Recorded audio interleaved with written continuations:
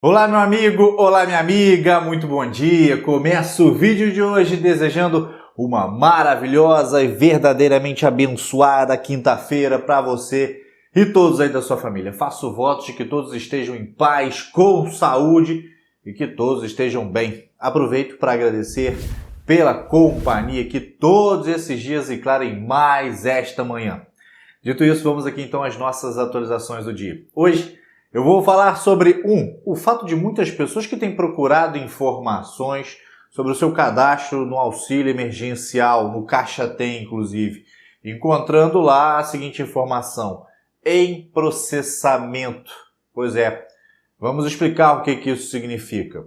2. A defesa feita pelo presidente do Senado Federal, o senador Rodrigo Pacheco, no sentido de que o país deve garantir uma renda mínima para os brasileiros, só que logo após o enfrentamento da pandemia, no que ele chamou de pós-crise. 3. A aprovação na Câmara dos Deputados do projeto de lei que permite que empresas privadas comprem vacinas para imunizar os seus funcionários. E 4. Os projetos do ministro Paulo Guedes, o ministro da Economia, para ajudar o país a superar a atual fase da crise. Vamos lá? Então vamos, mas antes de começar aqui com o pé direito, te convido, como faço aqui todos os dias, para que você se inscreva em nosso canal, caso você ainda não tenha feito, deixe o seu like neste vídeo e compartilhe estas informações, porque sim, este conteúdo tem o potencial de ajudar muitas pessoas. Vamos então aqui direto ao que interessa e vamos começar falando sobre ele, sobre o auxílio emergencial. Muita gente está reclamando que quando acessa o Caixa Tem ou ainda quando acessa o site de consulta lá da Dataprev para verificar o seu cadastro para receber o auxílio emergencial, aparece o seguinte dizer, a seguinte indicação: em processamento. Olha a tela aí, estou colocando para você ver. Pois é, o presidente da Caixa Econômica Federal, Pedro Guimarães, comentou sobre esse problema. Vamos ver aí o que foi dito. Olha só. Hoje, todas as pessoas que nós recebemos da Dataprev, foram 2.400.000 pessoas ao redor disso, para receber hoje, que nasceram em janeiro, e não fazem parte do Bolsa Família. Todas receberam esse depósito. Se houver alguma análise, nós reforçamos que é uma análise que está sendo realizada pela Dataprev, e o aplicativo do auxílio emergencial é aquele que vocês vão poder validar, ver se vocês receberam ou não. Ou seja, a Dataprev envia para a Caixa, que coloca nesse aplicativo do auxílio emergencial, da Caixa Econômica Federal, se houve aprovação ou se não houve aprovação.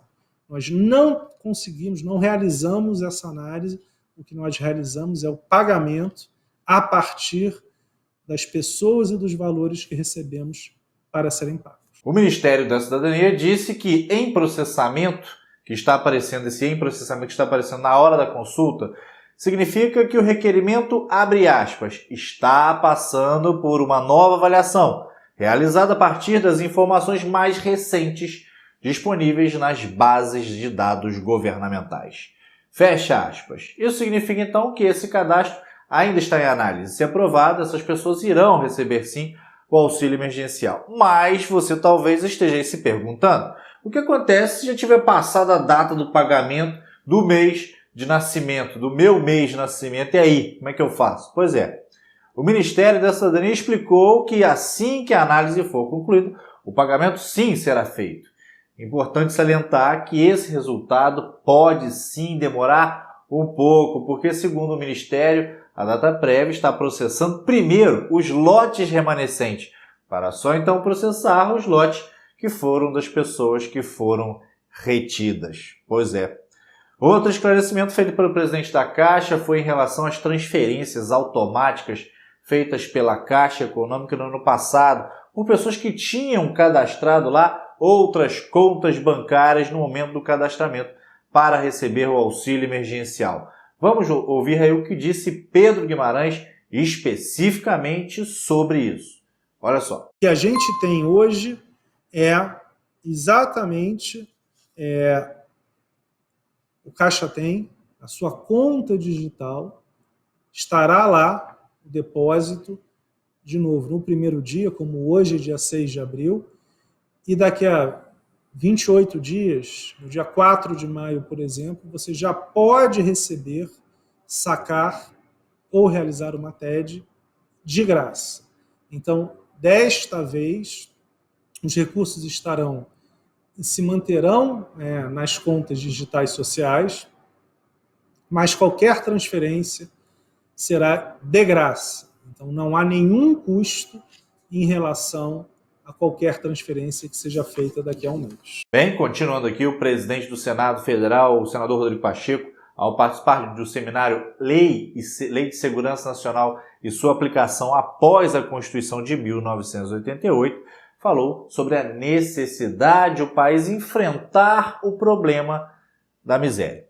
Olha aí o que ele disse. Não há dúvida que o momento que o Brasil vive, com uma pandemia que nos assola, com o número de mortos que chegou ontem por dia, 4.195 vidas que se perderam no Brasil, esse é o foco absoluto da nossa nação nesse momento. Eu tenho recomendado e pregado muito a união. Nós temos dois caminhos, ou da união e da estabilização institucional e da sociedade nesse enfrentamento à pandemia, ou o caos, que significará um agravamento ainda maior desse momento que nós estamos vivendo. Mas outros temas são igualmente importantes e em algum momento eles precisarão ser discutidos e resolvidos no país.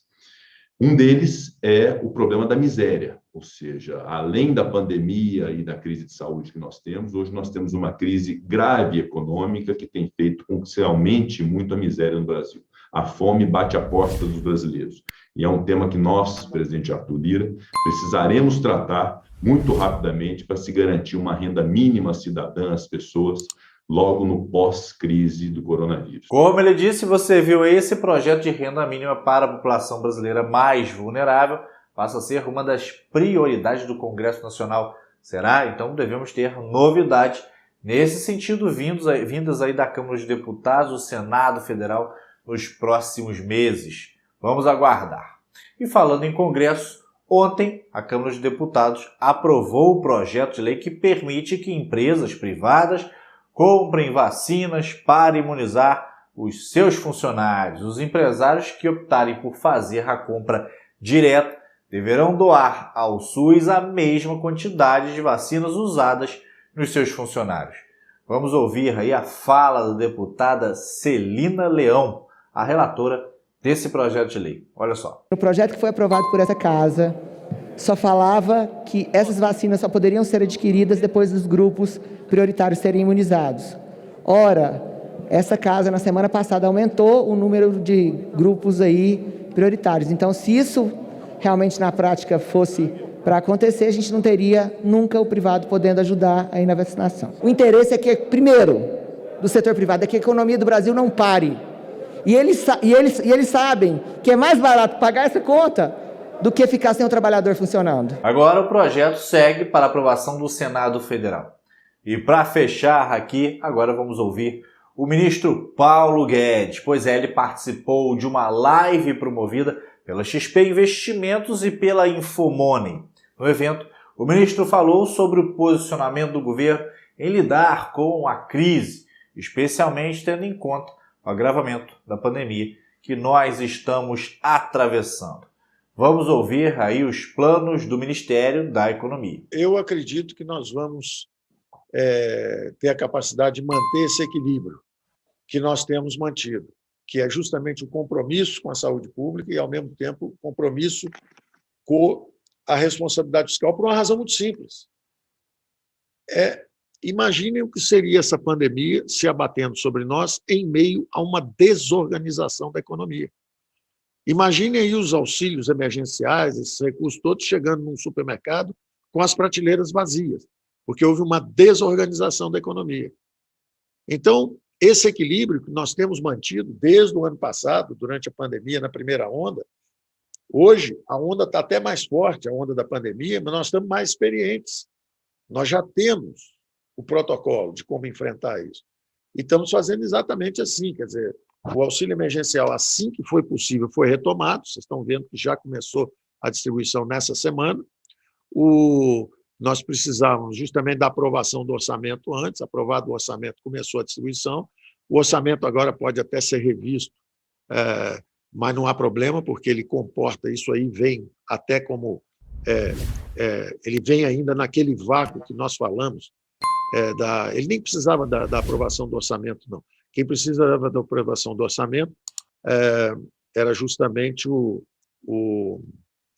nós tínhamos 2 ou 3 outras medidas que estavam embutidas lá, mas que tinham sido retiradas da própria PEC, que nos permitiriam, nós precisávamos da PEC, mas foram retiradas. Então, nós estamos tendo que improvisar de novo, mas acreditamos que vai ser caso a caso, com muito critério, como é agora, o caso do bem. O bem, todo mundo sabe o que tem que fazer. Já está, nós temos 2 vias possíveis, uma via com projeto de lei, a outra via é simplesmente por medida provisória, tem um pedido de crédito extraordinário, e, de novo, você pode perfeitamente fazer isso.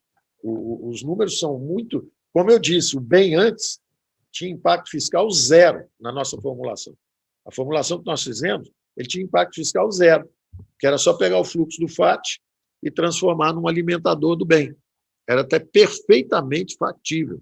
Poupamos 11 milhões de empregos, gastando 0 do ponto de vista de impacto fiscal. Aí a política bloqueou esse caminho.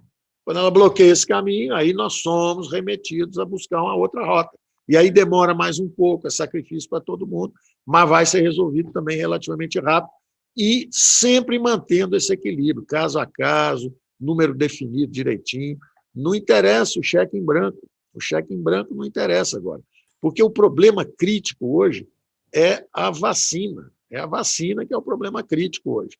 Não adianta nada, se você der um cheque em branco, vacinar, a economia pode se desorganizar até antes da vacina chegar ou do próprio auxílio emergencial. O auxílio emergencial são 44 bilhões, já começa agora, nessa semana. 44 bilhões entrando na corrente de consumo aí. Então, os invisíveis já estão protegidos de novo. Já estão protegidos de novo. Os recursos começam a chegar. E, curiosamente, janeiro e fevereiro, sem o auxílio, a economia estava voltando com força. Então, ela deu sinais de que estava voltando e os invisíveis já estavam retornando ao trabalho. Estava todo mundo de novo, vendendo na rua, vendendo na praia, etc. Daí até um pouco desse recrudescimento. Mas vocês veem que os invisíveis, com a economia voltando, os invisíveis voltam também, para a atividade informal. Aliás, eu queria só mencionar 2 coisas interessantes também, diferentes das recessões passadas.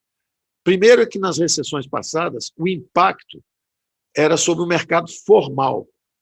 Eu diria até que era proporcional, era todo mundo, pegava todo mundo, porque o mercado formal perdeu 1.500.000 empregos, na recessão de 2015, por exemplo, e aí a informalidade também sofreu um impacto, tinha menos dinheiro girando, muita gente sendo demitida, também todo aquele impacto era sentido pelos informais, mas todo mundo trabalhando. É como se fosse assim, caía 20%, 30% a renda de todo mundo, junto. Dessa vez, não. Os informais foram preservados ao longo do ano, criamos até 140 mil empregos, já os formais, já os informais ficaram totalmente desprotegidos. Do dia para a noite acabou, virou 0 a renda deles. Então, foi muito assimétrico o impacto. Daí nós formulamos rapidamente o auxílio emergencial e o foco era justamente para proteger os invisíveis. A segunda assimetria foi também no crédito. Nas recessões passadas, as pequenas e médias empresas sofreram a maior parte do impacto do credit crunch, quando tinha uma trava no crédito, os pequenos e médios sofriam impacto.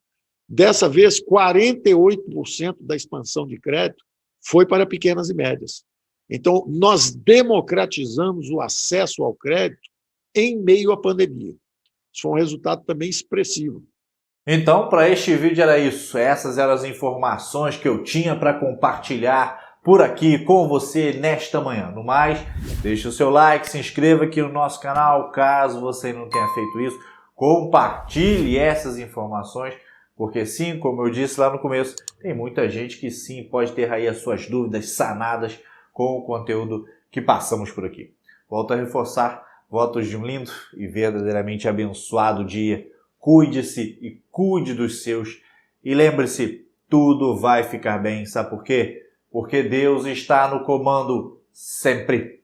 Valeu, forte abraço, tenha um excelente dia.